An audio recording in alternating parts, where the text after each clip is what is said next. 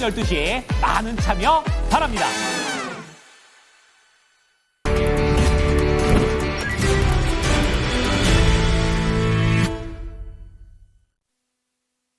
체크리스탁입니다. 두 분과 함께 월요일장 대비해 보겠습니다. 토마토 투자칼로 김민준 전문가, 알파경제 김종일 이사입니다. 안녕하세요. 안녕하십니까. 예, 이슈부터 다뤄보겠습니다. 지난주 마지막 거래일 미국 증시가 어찌된 일인가.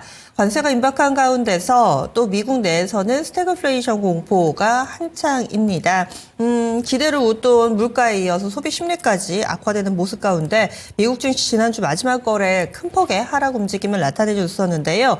상당히 좀 복합적으로 영향을 미쳤더라고요. 김민주 전문가님, 지난주 마지막 거래 미증시부터 좀 해석을 해주시죠. 네, 미증시 예상대로 좀 급락하는 분위기가 있었고, 2주 전까지만 해도 골디락스 이런 이야기 하던데 예상대로 또 스태그입니다. 그러니까 미국 증시에 관해서 작년부터 계속 말씀을 드리지만 연준 위원들이나 고위직들이 자신이 없어요. 미국 경기에 대한 해석에. 그리고 늘 대중공개 자료와는 좀 틀리다.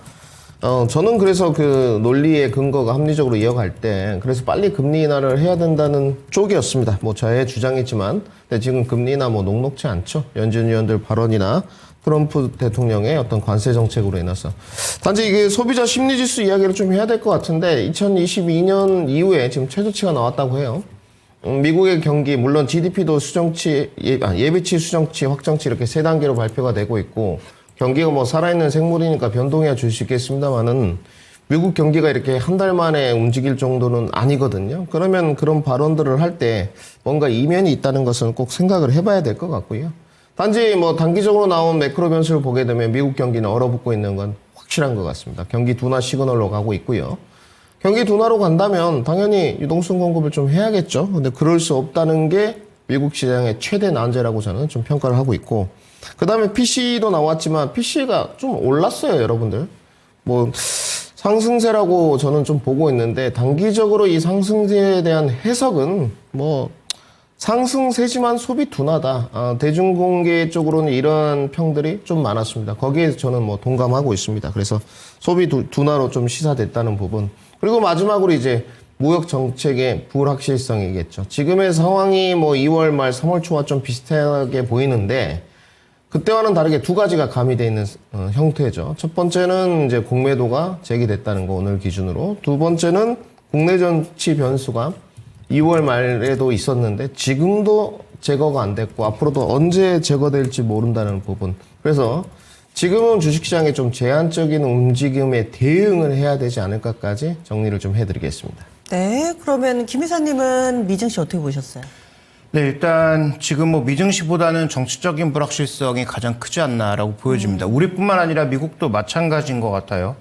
오늘 나온 얘기를 보면 트럼프 대통령의 삼선 가능성 이런 얘기들이 흘러나오고 있고 트럼프 대통령이 농담이 아니라는 얘기를 하고 있다 보니까 그러면 저도 그렇고 대부분의 사람들의 생각은 4년 마지막 대통령이기도 하고 2년 중간 선거에 따라서 운명이 달라질 수 있는 그런 구간이니까 그러면 이런 무역 불확실성이나 이런 것들도 오히려 짧게 끝나지 않을까, 원하는 바를 얻으면 바로 끝내지 않을까라는 어떤 기존의 딜메이커 입장으로서의 트럼프 대통령을 좀 바라봤다면 만약에 이제 권력이 뒤로도 8년이 더 있을 수 있다라고 생각하면 이거 완전 얘기가 달라지는 거잖아요. 물론 그렇게 될지 여부도 알 수 없고 미국 국민들이 그걸 어떻게 받아들일지도 알 수 없죠. 또 최근에 떨어지고 있는 여론을 생각하면 과연 계속 그렇게 갈 수 있을지도 알 수 없으나 어떻게 보면 이번 주에 관세 결정도 있고 공매도도 시작이 되고 그다음에 우리 입장에서는 과연 헌재 결정이 나올지 안 나올지도 모르는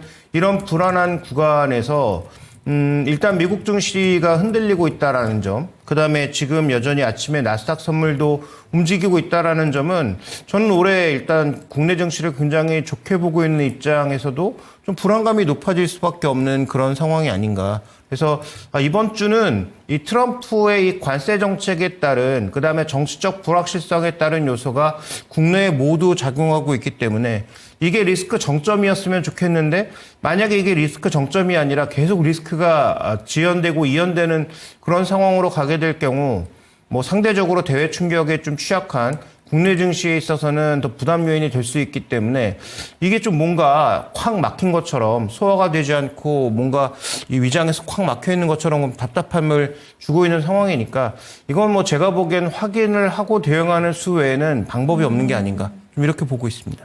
네, 의사인 같은 경우는 또 미국 역시나 정치적으로 트럼프의 리스크 이 부분도 같이 좀 영향을 미치고 있다. 상당히 좀 여러 가지 재료들이 혼재되어 있는 건데 거기에다가 내부적으로는 오늘부터 공매도가 재개가 됩니다. 이번 주에 또 4월 2일이죠. 상호 관세 부과됩니다. 이런 여러 가지 변동성의 파고를 우리가 잘 넘어갈 수 있을 것인가. 이런 가운데 국내 증시 대응 전략 어떻게 좀 세워야 될까요? 김민주 전문가님. 일단 뭐 지금 그렇게 겁낼 위치는 아닌 것 같고요. 올해 제가 1월부터 2월, 3월까지 지금 현재 1분기가 이제 딱 끝났지 않습니까? 오늘부로 끝납니다. 이제 4월 1일 2분기로 들어가니까.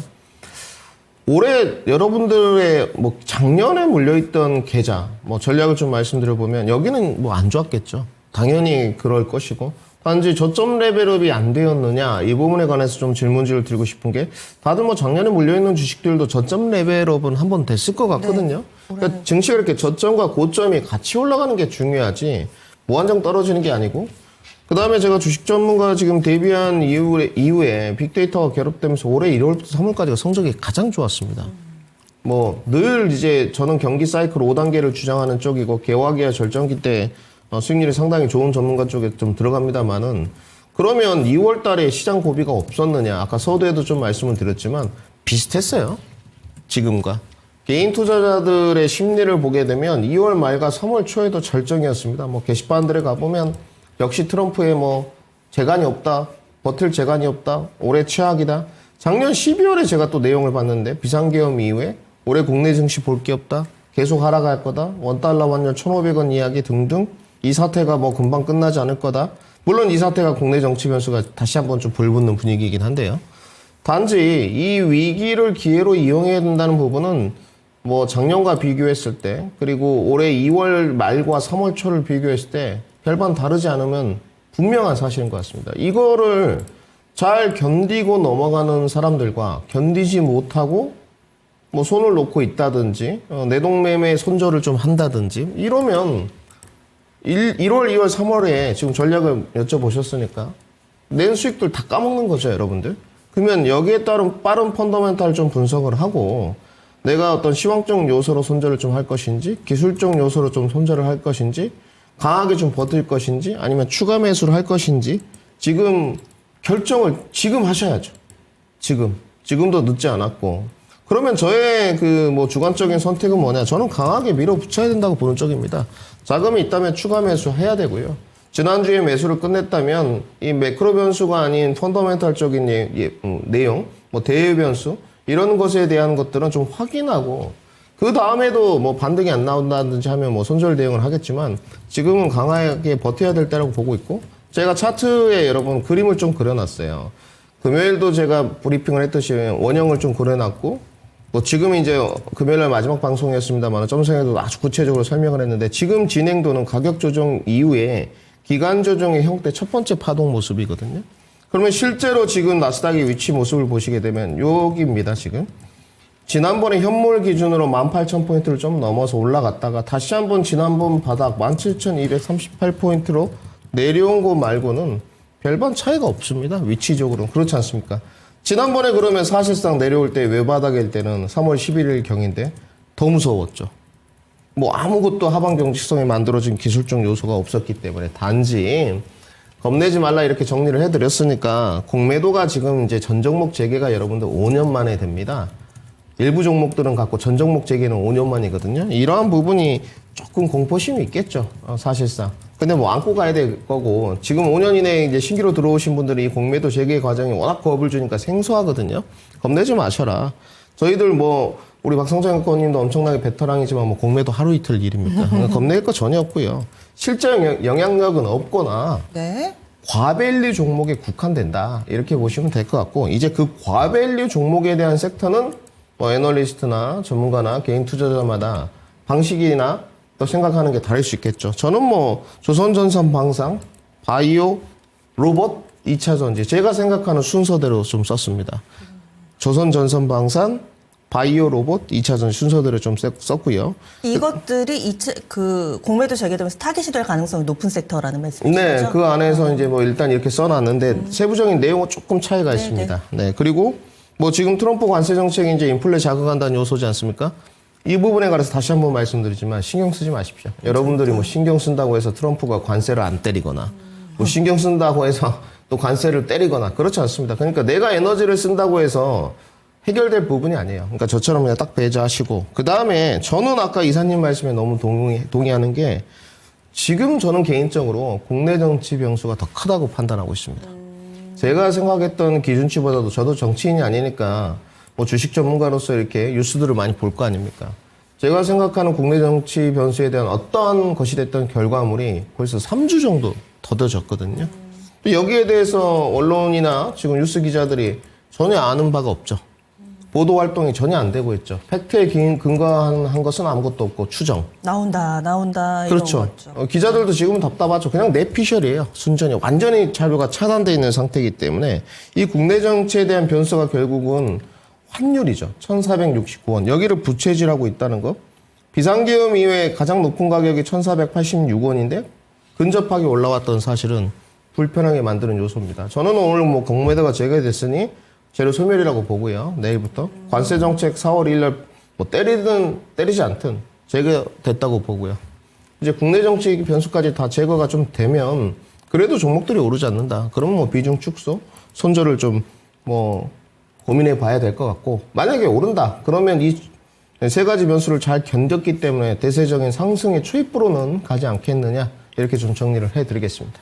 오히려 재료가 모두 다 소멸이 되고 나서 바닥을 다질 수 있는 계기로 보시는데 지난주 마지막 거래일 양시장이 좀 깊게 빠졌잖아요. 그렇다면은 아래쪽으로보다는 위쪽으로 좀 더 보시는 거세요, 방금? 네, 제가 그 생각하는 아날로그적인 분석이나 네. 금요일 날 이제 뭐 이 시간이 제한적이라서 조금 들고 오긴 했지만 빅데이터의 어떤 추론 영역으로 해가지고 이미지 분석을 좀 했었는데 지금 나스닥은 기관 행보로 좀 가지 않겠느냐. 이제 현물 기준으로 17,000에서 17,200포인트가 강하게 무너졌을 때의 문제인데 그럼 17,000포인트가 무너졌을 때도 올해 지금 손절을 하는 게 맞는 것이냐.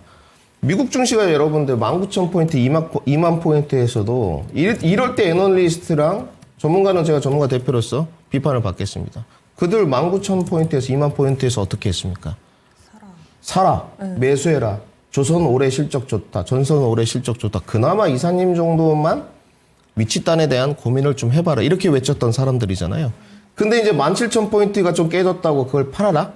그건 말이 안 되는 거죠. 사실상. 그래서 제가 강하게 말씀드리겠습니다. 17,000포인트가 깨지면 오히려 더 적극 매수를 해야 되는 구간인 것이고 주식도 강하게 더 바이앤홀드를 해가지고 밀어붙여라. 이렇게 좀 말씀을 드리도록 하겠습니다. 예. 그러면 김 회사님은 어떤 전략이 필요하다고 보세요? 네, 일단 뭐 공매도와 관련돼서는 저도 뭐 동일한데요. 공매도는 중립적입니다. 그래서 공매도 자체가 시장을 압박한 적은 없었다라고 보여지고요. 그다음에 공매도의 본질은 정말 네이키드 숏셀링만 가져가는 그런 외국인 투자자, 그런 굉장히 공격적인 투자자들은 별로 없다는 거죠. 대부분 롱숏 개념으로 가져가거나 가지고 있는 포지션에 다른 반대 개념으로 가져가는 것이 일반적이기 때문에 오히려 외국인 매수세도 유입되고 매도도 유입되면서 전체적으로는 균형을 잃을 가능성이 높고 오늘도 뭐 여러 뭐 신문에서 계속 나오던데 뭐 삼성전자, LG엔솔 뭐 이런 종목이 제일 많으니까 이런 종목 조심해야 되는 거 아니냐. 그거 자체가 별로 위험이 아니라는 방증인 거죠. 시가총액 순서대로 쭉 나열되어 있지 않습니까?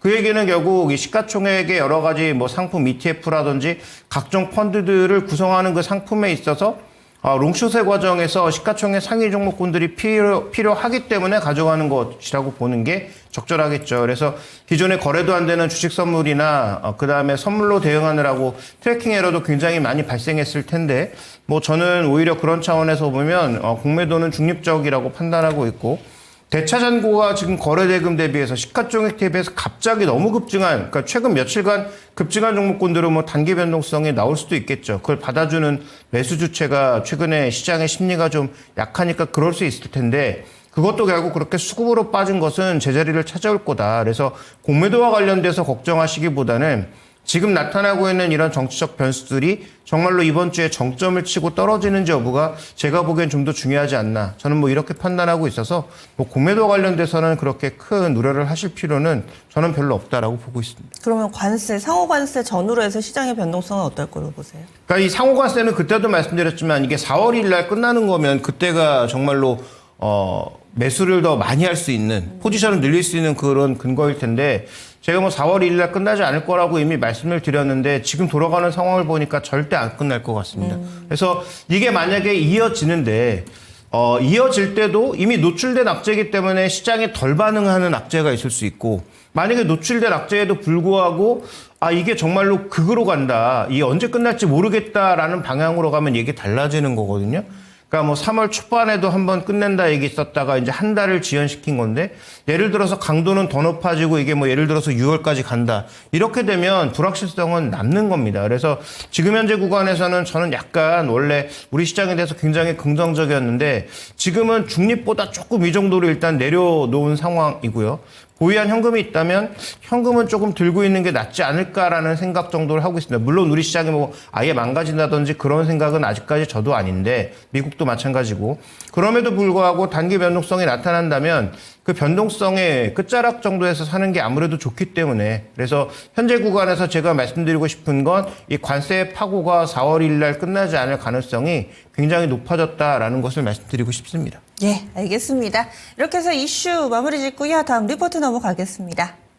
오늘 준비해 주신 세 개의 리포트입니다. 첫 번째 IM증권에서는 전면전 혹은 악재 해소 갈림길 어떤 내용일까요? 두 번째 하나증권은 철강 섹터인데 철강, 특히나 봉영광 쪽에 국내 봉영광 가격 반등의 시작입니다. 봉영광 가장 많이 만드는 현대제철이 셧다운에 들어갔죠. 창사 이래 처음으로. 그래서 이 내용도 좀 궁금합니다. 하나증권 레포트 잠시 후에 알아보고요. DS증권에서는 크래프톤, 지난주 마지막 거래 크래프톤 대단했습니다. 6% 정도 올랐죠. 이 글로벌 톱에 도전하는 인조이는 거들 뿐. 인조이라는 게임에 대한 분석 내놨을 것 같은데 하나씩 소개를 해주시죠, 이사님. 네, 일단 철강업종은 간단합니다. 지금 현대제철의 셧다운도 얘기해 주셨는데 셧다운한 이유는 명확하죠. 수급이 안 좋으니까. 결국은 수급이 좋아질 때까지 공급하지 않겠다. 그래서 아예 공장 자체를 멈춰버린 상황이고요. 그다음에 이래서 지금 가격이 올라가고 있는 게 아니고 동국제강을 포함한 거의 대부분의 업체들이 지금 국내 유통 가격을 올리고 있다라는 거죠. 그래서 그동안 뭐 일부 후판 같은 경우에는 그나마 수양 유지됐습니다만 봉영광이라든지 뭐 이런 쪽은 뭐 국내 건설 경기 악화와 더불어서 전반적으로 지금 굉장히 다운된 상황인데 이걸 조금이라도 살려낼 수 있는 그런 요소가 이런 수급 조절로 그다음에 가격 인상으로 나타날 수 있을지는 점검이 필요하고요. 다만 뭐 현대제철은 뭐 투자와 관련된 부분 때문에 이런 봉영광 시황이 조금 좋아져도 과연 좋아질 수 있을지 그다음에 뭐 셧다운에 따른 그런 여러 가지 악재 요소들도 또 반영해야 되는 상황이니까 현대제철은 뭐 조금 지켜볼 필요가 있겠는데 그의 나머지 종목군들이 이런 가격 상승을 통해서 좀 더 움직임이 있을지 창업종 전체적으로는 한번 살펴볼 필요가 있을 것으로 보이고요. 자, 다음은 이 종목 리포트인데 크래프톤입니다. 말씀해 주셨던 지난 금요일날 크게 반등을 했는데 뭐 인조이 효과도 일부 있었겠죠. 뭐 인조이라는 게임을 굉장히 기대를 했고 너무 한 게임에 포트폴리오가 몰려 있으니까 다른 신규 게임이 나오는 것 자체가 필요했는데 일단 뭐 인조이 반응이 나쁘지 않다 정도로 받아들이고 있는데 좀 더 본질은 펍지라고 하는 지금 한 게임에서 나왔던 이 펍지라고 하는 쪽의 매출이 글로벌 탑 수준으로 계속 유지가 되고 있다. 이게 보통 한 게임으로 가다 보면 어느샌가 사람들이 지치고 이게 좀 떨어지는 그런 양상으로 가야 되는데 최소한 펍지는 그렇지 않고 있다라는 거죠. 그래서 단일 게임으로도 이런 압도적인 성과를 계속 내고 있다라는 게 핵심 포인트고 그러면서 올해 실적도 굉장히 이제 공격적으로 잡고 있는데 그렇다면 우리가 좀 보수적으로 보더라도 올해 기대되는 EPS가 뭐 한 2만 원대 후반 내외 그럼 한 20배 정도를 고려해 봤을 때 DS투자증권은 이제 막 이 유니버스에 넣은 건데요. 분석하는 유니버스에 넣으면서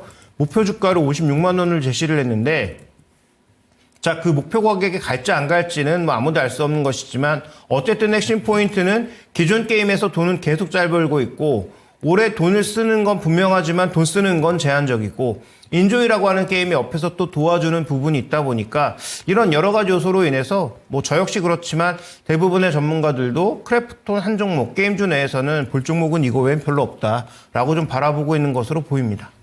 헙즈라는 건 게임 이름이에요? 게임 이름이 아니고 지금 이게 게임 자체는 그 슈팅 게임 하나로 지금 계속 가고 있는 거 아니겠습니까? 네. 그걸 이제 유통하는 전체적인 이제 흐름이라고 보셔야 되고 그래서 인도라든지 이런 여러 쪽에서 지금 나타나고 있는 매출이 한 게임으로 가고 있는 거기 때문에 인도 매출 조금 늘었다가 줄어들 줄 알았는데 이게 전혀 줄어들지 않고 계속 늘어나거나 유지되는 형태로 가고 있다라는 거죠. 그다음에 압도적으로 지금 뭐 이익률도 한 30%대를 유지하고 있어서 올해 뭐 지금 신규 인원을 한 500명 정도 뽑을 거라고 지금 예상을 하고 있어요. 리포트 내에서는. 그러면 인건비 비싸잖아요. 이쪽에 인건비가 뭐 개발비 뭐 이런 걸로 인해서. 그럼에도 불구하고 그 비용을 충당할 수 있을 정도의 이익을 계속 발생시키고 있다라는 점이 핵심 포인트죠. 그래서 단일 게임으로 이 정도를 보여줬던 게 예전에 이제 NC소프트 하나 정도였는데 근데 이 회사는 뒤로 이제 개발하고 있는 게임의 포트폴리오도 뭐 나쁘지 않다라는 것인데 뭐 우리가 다른 회사들을 살펴본다면 이미 나오지도 않은 게임에 대해서 기대하는 건 제가 보기엔 좀 너무 나간 것 같고 이미 나와 있는 기존의 게임과 그다음에 인조이라고 하는 게임도 생각보다 이제 꽤 반응이 나오고 있는 측면이 있어서 이 두 개만으로 본다고 하더라도 현재 주가는 그렇게 비싸 보이지 않는다 정도가 가장 중요한 포인트가 될 것 같습니다. 예. 그러면은 첫 번째 레포트는 좀 더 자세하게 보겠습니다. IM증권 전면전 혹은 악재에서 갈림길 어떤 내용인가요? 네, 일단 지금 관세 전쟁과 관련된 부분이죠. 아까 이제 앞서 말씀드렸던 부분과 일맥상통하는 부분이 있는데 이게 정말 전면전으로 가느냐 아니면 조금 줄어드는 그런 국면으로 갈 거냐가 핵심 포인트라고 보여지는데 이 두 가지 그림을 한번 보시면 가장 큰 대상국이라고 볼 수 있는 미국의 국채 금리나 달러가 그렇게 격하게 흔들리고 있는가? 최근 들어서는 그렇지 않다라는 거죠.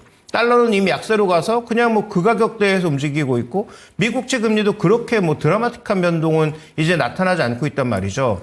그다음에 미국의 아래 위로 있는 캐나다와 멕시코 환율과 증시를 봤더니 여기도 뭐 그렇게까지 격하게 움직이지 않고 있다. 네, 우리 증시도 최근 들어서는 뭐 움직임이 뭐 제한된 부분이기는 한데 약세로 좀 가고 있으니까 이게 굉장히 이제 물음표로 보여지지만 가격 지표만 놓고 봤을 때는 별일 아닌 것 같은데 왜 이렇게 뭔가 불안하지? 라는 그런 심리가 좀 올라갈 수밖에 없는 상황이라는 거죠.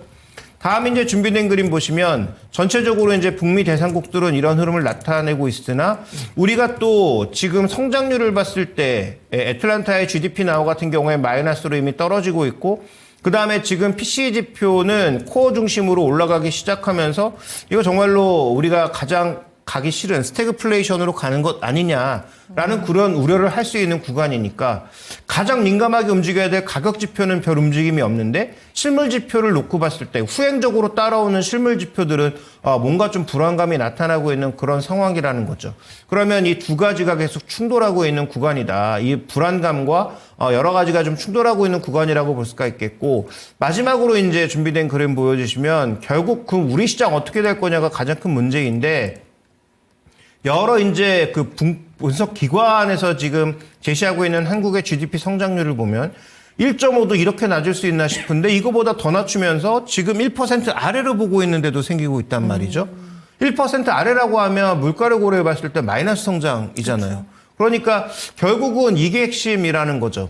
이런 여러 가지 불확실성 때문에 올해 우리의 증시의 가장 근본이라고 볼 수 있는 성장률과 그다음에 전체적인 흐름이 정치적인 변수까지 맞물리면서 환율을 망가뜨리고 환율이 뭔가 계속 불안하다라고 말씀드렸던 이런 요인들을 다 설명하고 있는 게 아닌가. 그래서 결론 지어서 말씀드리면 확실하게 이번 주 안에 국내 정치적 상황도 관세와 관련된 상황도 결과가 나와야 우리가 좀 납득할 수 있는 그런 결과들이 나와야 시장이 방향성을 잡고 그 다음에 이제 10조 얘기가 나오고 있는 뭐 추경과 관련된 것도 좀 분석해 볼 수 있고 이렇게 간다라는 거죠. 그래서 결론적으로는 뭐 어느 쪽으로 가자의 답을 제시하고 싶은 것이 아니라 이런 여러 가지가 충돌하고 있는 구간에서는 저는 뭐 최악의 상황도 한번 고려를 하면서 들고 있는 현금은 조금 유지를 하는 방향으로, 그다음에 수익이 좀 많이 나는 그런 종목군들에 대해서는 일정 부분 수익을 좀 고정시키는 방향으로 이번 주는 한번 생각해 보시는 것도 도움이 되지 않을까. 뭐 그렇다고 해서 제가 뭐 지금부터 시장이 빠진다, 뭐 큰 위험이 닥쳤다 이렇게 보고 있는 건 아닙니다. 다만 그동안 굉장히 긍정적으로 보고 있었는데 이걸 좀 고민해 봐야 되는 그런 주간에 들어온 것이 아닌가 정도로 이해해 보시면 좋을 것 같습니다. 네. 굵직한 이벤트가 있는 만큼 조심해서 나쁠 건 없으니까요. 그래서 조금은 안정적으로 이번 주는 투자 전략을 세워보시면 어떨까. IM증권의 레포트까지 이렇게 체크해봤습니다. 다음은 빅데이터 넘어가겠습니다. 오늘의 빅데이터는요. 오늘부터 시작되는 공매도에 포커스를 맞춰서 공매도 시장 원픽 반도체라고 주셨는데 좀 전에 저희 이슈 다룰 때 조선전선, 방산, 바이오, 로봇 2차전지 순으로 공매도에는 다소 좀 노출이 돼 있다라고 얘기를 해주셔서 그러면 어디가 안전할까요? 라는 질문을 하고 싶었어요. 거기에 대한 답인가요? 네, 그렇습니다. 우선 그 언론에 뉴스 나온 것들을 보게 되면 사실은 뭐 기자분들이 주식 전문가는 아니잖아요. 또 그 업황의 전문가가 있고 업황의 전문가들도 대다수 뭐 주식 강의를 많이 하시거든요, 결론은.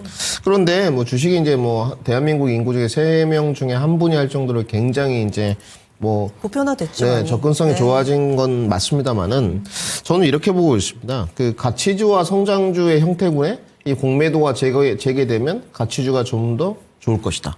대다수의 뉴스가 이런 쪽이에요. 근거가 무엇인지 저는 궁금해요.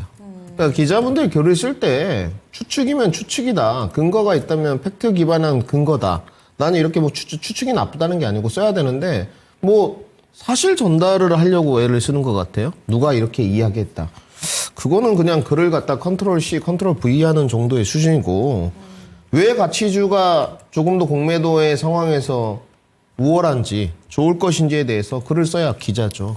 근데 저는 주식 전문가로서 가치주가 중요하다고 판단하고 있지 않습니다. 공매도 상황에서도 좀 더 우월적일 것이라고도 판단하고 있지 않고요. 첫 번째는 타당성 부여가 먼저이지 않겠습니까? 가치주이든 성장주이든 공매도의 상황 속에서도 조금 더 올라갈 수 있는 타당성 부여, 어느 섹터의 타당성을 조금 더 줄 수 있느냐, 이 근거를 대야 된다고 보고 있고요. 두 번째는 가치주라고 무조건 우호적인 상황이 아니라는 것이죠. 그러면 지금 조선전선 방사는 이 안에 대표적인 조선이 가치주로 뽑혔거든요. PBR 0 밑에. 뭐 지금은 PBR 0 밑에 조선 관련된 주식을 찾기가 쉽지는 않습니다만은 여기에 대한 주식은 갑자기 이제 성장주로 탈바꿈한 건가요? 그렇지 않단 말이죠. 그러면 뭐 조선은 가치주니까 지금도 좋겠네요.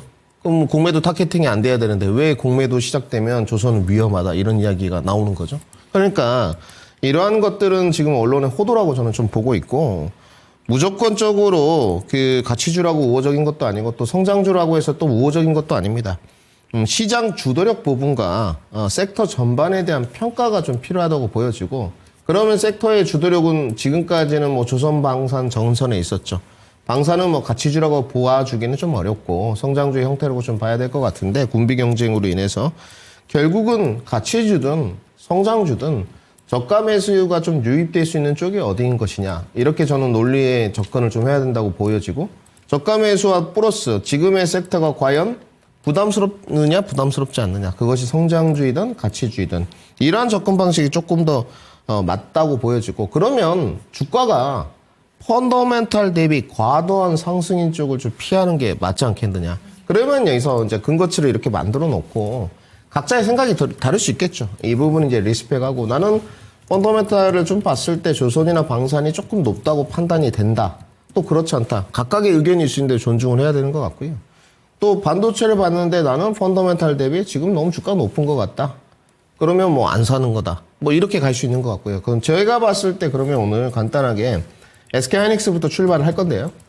SK하이닉스의 지금 주가가 펀더멘탈 대비 과연 높은 것인가 성장주인데 경기 민감주이기도 하고요. SK하이닉스의 밸류가 6배입니다. 영업이익률이 뭐 무려 이제 30%를 돌파해서 40%에 육박해 가고 있고 반도체 업황이 그렇게 좋지 않다는 KK모건 레거시까지 살아나고 있고 오늘 반도체 파트에서 그나마 볼 수 있는 트리거는 인텔이거든요. 인텔 이슈가 있고 인텔의 랜드 부분에 지금 SK하이닉스가 거의 다 인수했어요. 지금. 저는 그렇게 보여지지 않거든요. 그러면 공매도가 제기돼도 SK하이닉스가 만약에 조금 눌러준다면 적극적으로 사야죠.